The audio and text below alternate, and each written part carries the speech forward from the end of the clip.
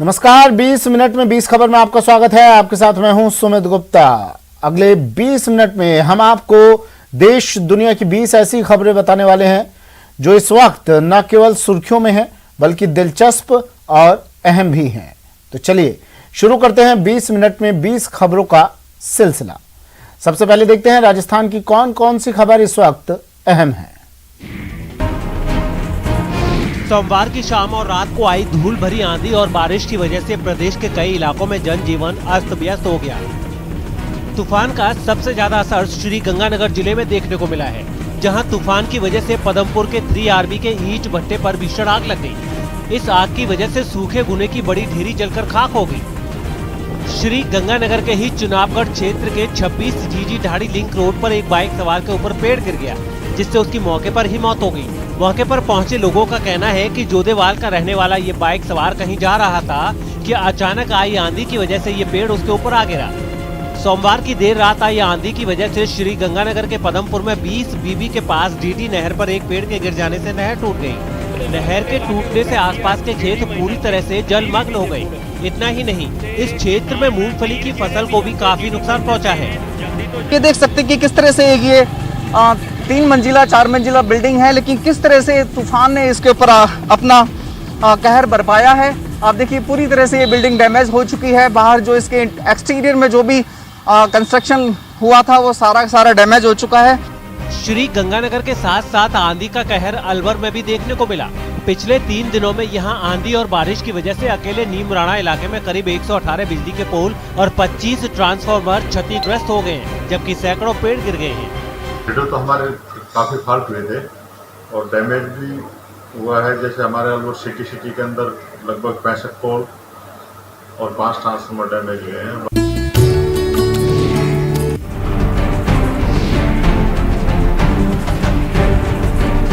ट्रकों की हालत देखकर अंदाजा हो गया होगा कि इसमें बैठे लोगों का क्या हुआ होगा।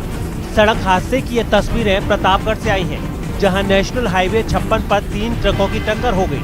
टक्कर इतनी जबरदस्त थी कि तीनों ट्रकों के परखच्चे उड़ गए और इसमें एक ट्रक ड्राइवर की मौत हो गई। बताया जा रहा है कि पीपल खंटू थाना क्षेत्र के पुणहल्ला महादेव के नजदीक घाटी में एक ट्रक खड़ा था। तभी प्रतापगढ़ से आ रहे एक दूसरे ट्रक ने ओवरटेक के चक्कर में सामने से आ रहे एक ट्रक को टक्कर मार दी। ये टक्कर इतनी जोरदार थी कि पीछे से आ रहा एक और ट्रक इनकी चपेट में आ गया। तीनों ट्रकों पर सीमेंट के बैग लदे थे और हादसे के बाद इन तीनों ट्रकों के परखच्चे उड़ गए थे। इस हादसे में चित्तौड़गढ़ के रहने वाले एक ट्रक ड्राइवर की मौत हो गई, जबकि कई लोग घायल हुए हैं, जिन्हें इलाज के लिए बांसवाड़ा भेजा गया है। खास बात यह है कि हादसे के बाद नेशनल हाईवे 56 पर 3 किलोमीटर लंबा जाम लग गया, जिसे हटाने में पुलिस को अच्छी खासी मेहनत करनी पड़ी।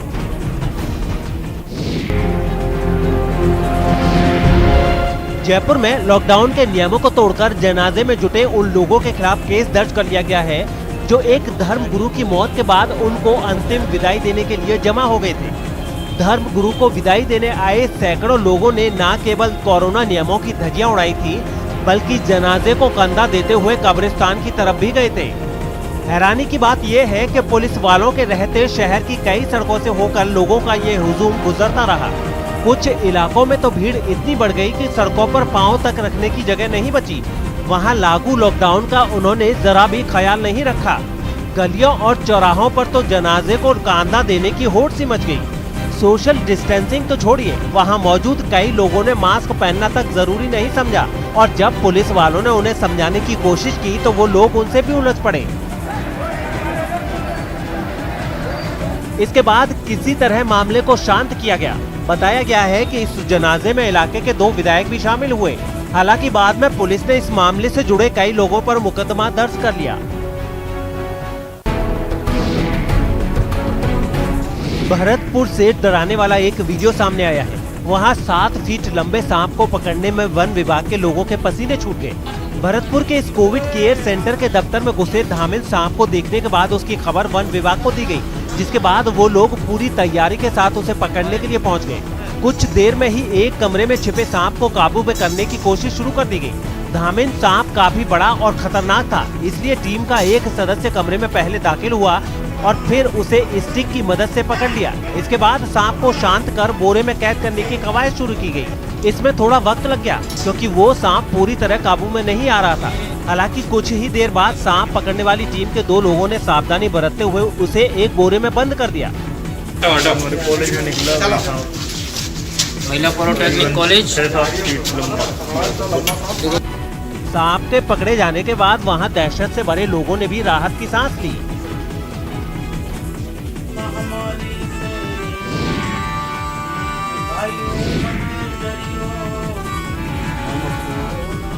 ये लोक कलाकार लक्ष्मी नारायण रावल हैं, जिन्हें भवाई नृत्य कला के क्षेत्र में विशिष्ट योगदान के लिए कई पुरस्कार और प्रशस्ति पत्र तक मिल चुके हैं। आना जाना बंद करा, सारी जनता को समझ आया है। आना जाना 1.5 साल पहले तक चित्तौड़गढ़ के देवरी ग्राम पंचायत के रहने वाले लक्ष्मी नारायण रावल के पास काम की कोई कमी नहीं थी। नेशनल और इंटरनेशनल लेवल पर उन्हें अपनी कला का जौहर दिखाने का मौका मिलता रहता था और इसी मौके की वजह से उनके परिवार की रोजी रोटी भी चलती थी। लेकिन कोरोना संक्रमण ने उनके काम पर ऐसा ग्रहण लगाया कि अब न काम मिलता है और न रोजी रोटी का कोई दूसरा जरिया उनके पास है। अवार्ड को क्या करेंगे, अवार्ड से क्या होगा। काफी सारे प्रमाण पत्र मुझे मिल चुके हैं, बाकी इससे कुछ होने वाला है नहीं। हम भूखे मरने की कंगार पे आ चुके हैं। काम नहीं मिलने की वजह से लक्ष्मी नारायण का पूरा परिवार परेशान है। उनके बेटे का कहना है कि कोरोना संक्रमण कलाकारों के लिए बड़ी मुश्किल लेकर आया है। ऐसे में सरकार ने अगर उनकी मदद नहीं की तो फिर उनका जीना मुश्किल हो जाएगा, क्योंकि लोक कला से जो सम्मान पत्र और पुरस्कार उनके पिता को मिले हैं उनसे तो परिवार नहीं चलने वाला, क्योंकि सर्टिफिकेट से पेट नहीं भरता। इस समय को देखते हुए इस समय कोई भी सहायता नहीं कर रहा है, तो ये पुरानी कला है कौन बताएगा। अब ये कला बताने वाले इससे सब परेशान हो रहे हैं कि हम इस कला बताएं। अगर कोई कला बता रहा है तो उसको भरण पोषण नहीं हो रहा है। टोंक जिला प्रशासन और महिला अधिकारिता विभाग की ओर से बेटी बचाओ बेटी पढ़ाओ को लेकर एक खास मुहिम की शुरुआत की गई है। इस मुहिम के तहत बेटियों के जन्म पर जिला कलेक्टर की ओर से परिवार को बधाई संदेश भिजवाया जाएगा। इस बधाई संदेश में जहां बेटी के बेहतर स्वास्थ्य और सुनहरे भविष्य की कामना की जाएगी, वहीं बच्ची के टीकाकरण को लेकर ध्यान दिलाया जाएगा। इतना ही नहीं, इस बधाई संदेश के साथ मुख्यमंत्री राष्ट्रीय योजना में बेटियों को मिलने वाली 50,000 रुपए की सहायता की जानकारी भी दी जाएगी। इसे लेकर कलेक्ट्रेट सभागार में एक खास कार्यक्रम का आयोजन किया गया, जिसमें बधाई संदेश और बाल विवाह मुक्त ग्राम पंचायत पुस्तिका का विमोचन किया गया। इस मौके पर जिला कलेक्टर चिन्मय गोपाल और टोंक जिला परिषद की सीईओ सौम्या झा भी मौजूद रही। जहाँ पे भी गर्ल चाइल्ड का जन्म होता है उनको इस तरह का एक कार्ड मिलता है जिनमें बधाई दी जाती है कि आपके घर में एक बेटी आई है। साथ के साथ पीछे उनका इम्यूनाइजेशन शेड्यूल और किस किस योजना के अंतर्गत उस बालिका को किस तरह के लाभ मिलेंगे इसका भी विवरण दिया गया है। तो इस तरह से जिनके भी घर में गर्ल चाइल्ड का जन्म होता है उनको सारी योजनाओं का भी पता चल जाएगा और एक तरह से जश्न के रूप में वो इसको मना पाएंगे। सेकेंड जो पहल टोंक के आबकारी विभाग के दफ्तर पहुंचे इन शराब व्यापारियों ने अवैध शराब की बिक्री पर रोक लगाने की मांग की।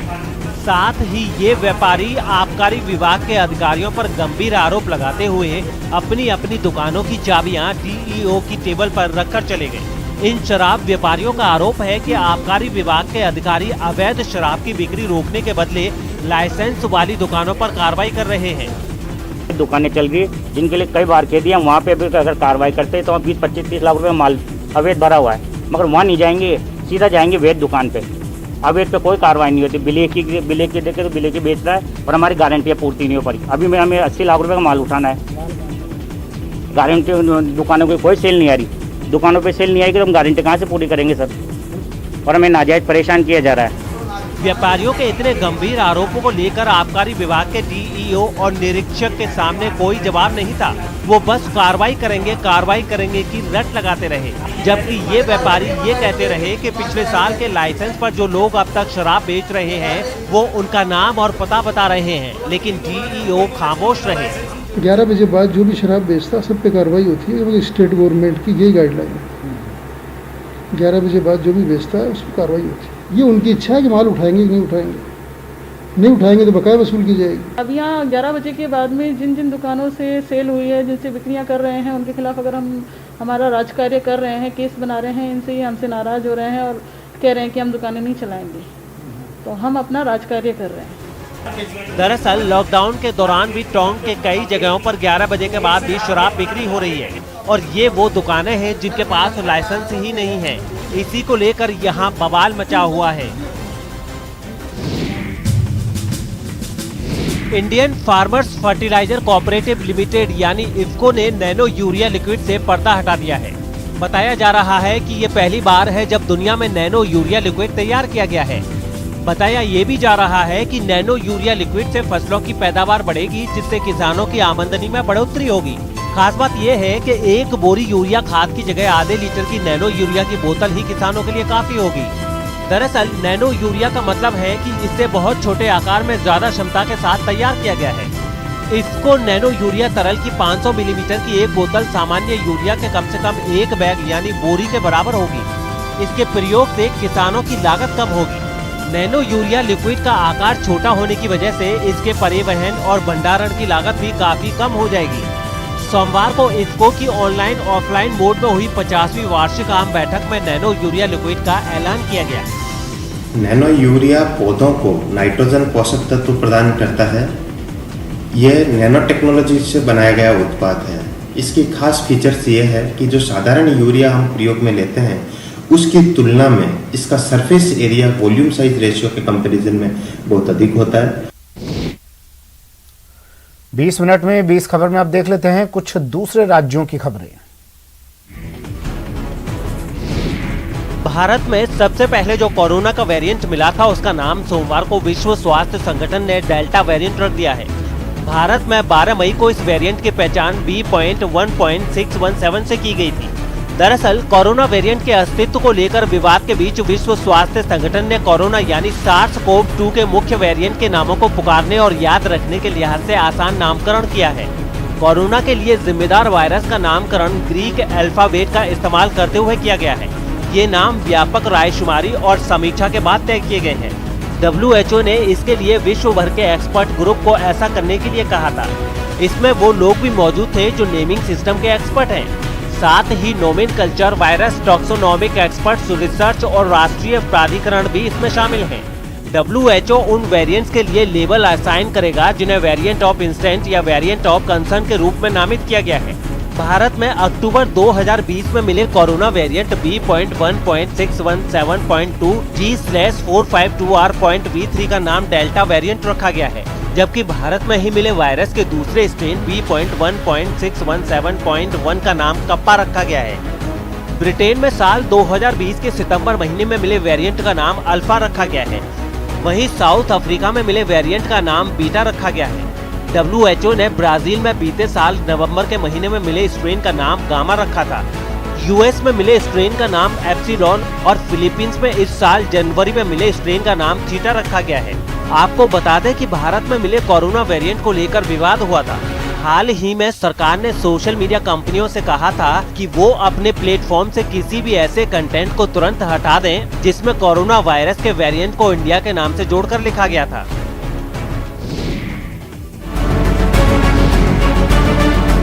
हरियाणा के करनाल में ऑक्सीजन और बेड के मुद्दे पर कांग्रेस कार्यकर्ताओं ने बर्तन बजाकर राज्य सरकार के खिलाफ प्रदर्शन किया। कांग्रेस नेताओं और कार्यकर्ताओं ने आरोप लगाया है कि राज्य की खट्टर सरकार वहां कोरोना से निपटने में नाकाम साबित हो रही है, जिसके विरोध में कांग्रेस के ये कार्यकर्ता जिला सचिवालय के सामने इकट्ठा हो गए और थाली ताली बजाकर राज्य सरकार के खिलाफ प्रदर्शन करने लगे। ताली और थाली बजाने में पार्टी की महिला कार्यकर्ता भी पीछे नहीं रही। इस दौरान इन लोगों ने जमकर नारेबाजी भी की।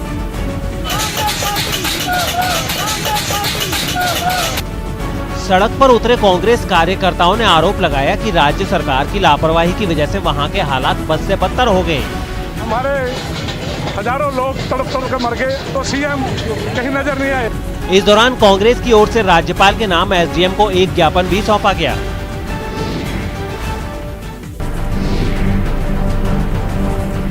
कोरोना के कहर के बावजूद देश के कई शहरों में अब भी बाजारों और सब्जी मंडियों में कोरोना नियमों का धड़ल्ले से उल्लंघन किया जा रहा है।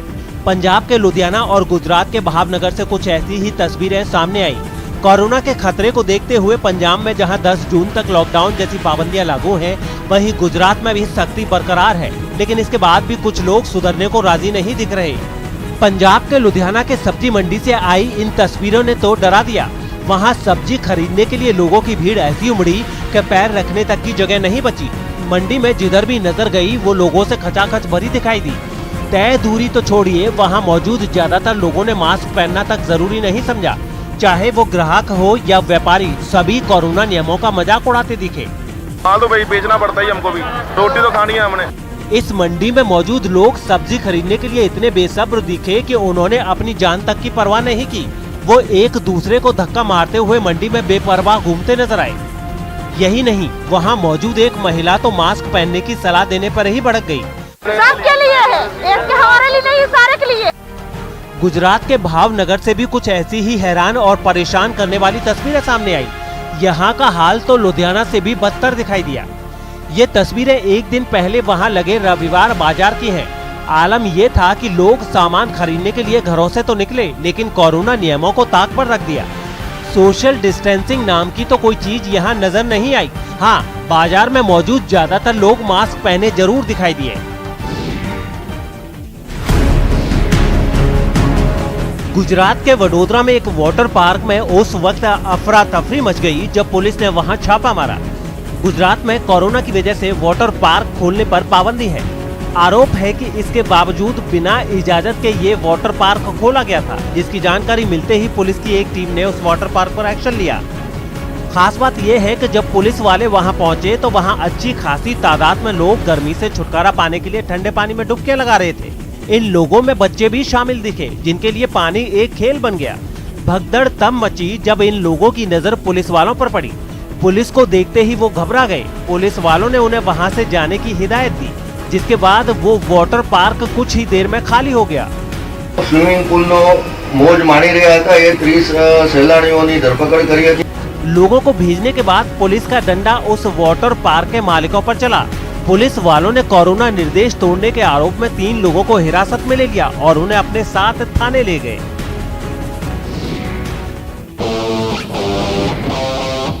छत्तीसगढ़ के बालोद से हैरान कर देने वाली कुछ तस्वीरें सामने आई हैं। वहां कोविड सेंटर में मरीजों का मनोबल बढ़ाने के लिए डॉक्टरों और नर्सों ने डांस किया।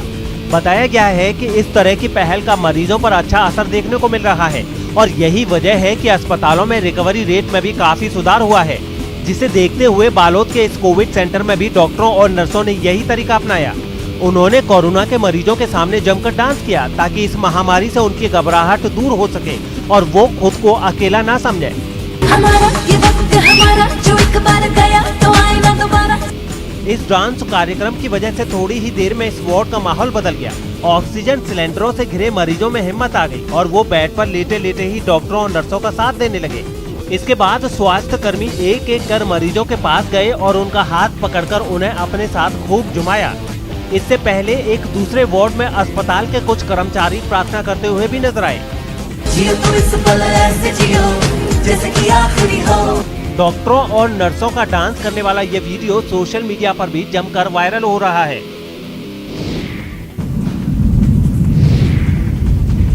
दिल्ली एनसीआर में अचानक मौसम बदलने से लोगों को गर्मी के प्रकोप से राहत मिली है। दिल्ली और इससे सटे इलाकों में सोमवार की रात से लेकर मंगलवार की सुबह तक तेज हवाएं चलती रहीं और रुक रुक कर बारिश भी होती रही।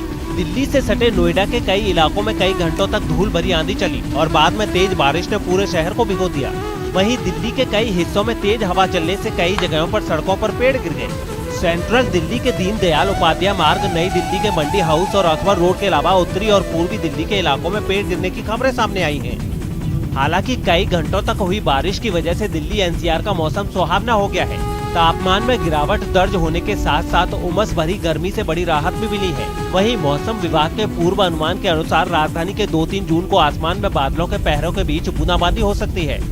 आपको बता दें कि चक्रवात और पश्चिमी विक्षोभ की वजह से दिल्ली वालों पर मई के महीने में मौसम मेहरबान रहा। यही वजह है कि मई में दिल्ली में औसतन अधिकतम तापमान 37.5 डिग्री सेल्सियस दर्ज किया गया और 2008 के बाद इस बार मई का महीना सबसे ठंडा रहा है।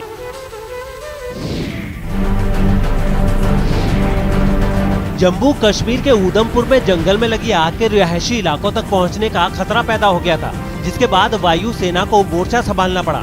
उधमपुर में 2-3 दिन पहले जंगल में आग लगी थी, जो तेजी से रिहायशी इलाकों की तरफ बढ़ने लगी। आग को बढ़ता देख जम्मू कश्मीर पुलिस और वायुसेना को भी मोर्चे पर उतारा गया। सामने आई तस्वीरों में वायुसेना का एक हेलीकॉप्टर आग पर पानी की बौछार करता नजर आया। वहीं जमीन पर मौजूद जवान भी आग बुझाने की कोशिश में जुटे नजर आए। आग को आगे बढ़ने से रोका जा सके, इसके लिए जमीन पर मौजूद सूखी घास और पत्तियों को हटाने का काम शुरू किया गया। आपको बता दें कि उधमपुर के घोरदी ब्लॉक के वन क्षेत्र में लगी इस आग की वजह से सैकड़ों पेड़ जलकर खाक हो गए। इस आग को बुझाने के लिए वन रक्षा बल, दमकल विभाग, आपात सेवाओं के कर्मी, पुलिस और नजदीक के गाँव के आम लोग भी कोशिश कर रहे थे। खास बात यह है कि इस जंगल में जंगली जानवरों और पक्षियों की कई प्रजातियां पाई जाती हैं, जिनकी जिंदगी इस आग की वजह से मुश्किल में पड़ गई थी। उत्तर प्रदेश के प्रतापगढ़ से हैरान करने वाला एक वीडियो सामने आया है। इस वीडियो में एक दुल्हन अपनी शादी की खुशी में खुलेआम फायरिंग करती नजर आ रही है। वीडियो में जो कुछ नजर आ रहा है उसके मुताबिक दुल्हन जयमाल से पहले हवा में गोली चलाती दिखी। इससे पहले वो अपने करीबियों के साथ मंच के पास पहुंची, जिसके बाद दूल्हे ने उसके बाएं हाथ को थाम लिया। इस बीच दुल्हन ने अपने दाएं हाथ से पिस्तौल लहराते हुए हवा में फायरिंग कर दी। इसके बाद दुल्हन दूल्हे के साथ मंच पर चढ़ गई और शादी की बाकी रस्मों को उसने अदा किया। खास बात यह है कि वीडियो वायरल होने के बाद भी पुलिस अब तक फायरिंग बाज दुल्हन की शिनाख्त नहीं कर पाई है। हालांकि इस वीडियो में नजर आ रहे लोगों की पुलिस शिनाख्त और तलाश करने की भरपूर कोशिश की जा रही है। उत्तर प्रदेश में अवैध शराब कारोबार के खिलाफ पुलिस और आबकारी विभाग ने कई जिलों में ताबड़तोड़ छापेमारी की। 5 दिन पहले अलीगढ़ में अवैध शराब के कहर से कई लोगों की जान चली गई थी, जिसके बाद यूपी पुलिस एक्शन में आ गई। प्रदेश में अवैध शराब कारोबारियों के ठिकानों को ध्वस्त करना शुरू कर दिया। ऐसी ही कुछ तस्वीरें कासगंज से सामने आई। उनमें एक तस्वीर में कुछ पुलिस वाले एक मकान में छिपाकर रखी गई अवैध शराब को नष्ट करते दिखे। छापेमारी का ये सिलसिला जिले के दूसरे इलाकों में भी दिखाई पड़ा। पुलिस की टीम ने अवैध शराब के धंधे को बेनकाब करने के लिए जंगलों की तरफ रुख किया। वहाँ भी उन्हें कामयाबी मिली और प्लास्टिक के ड्रमों में रखी शराब को बहा दिया गया। 14 अपराधियों को पकड़ा गया और 543 लीटर शराब जब्त की गई। एटा जिले में भी पुलिस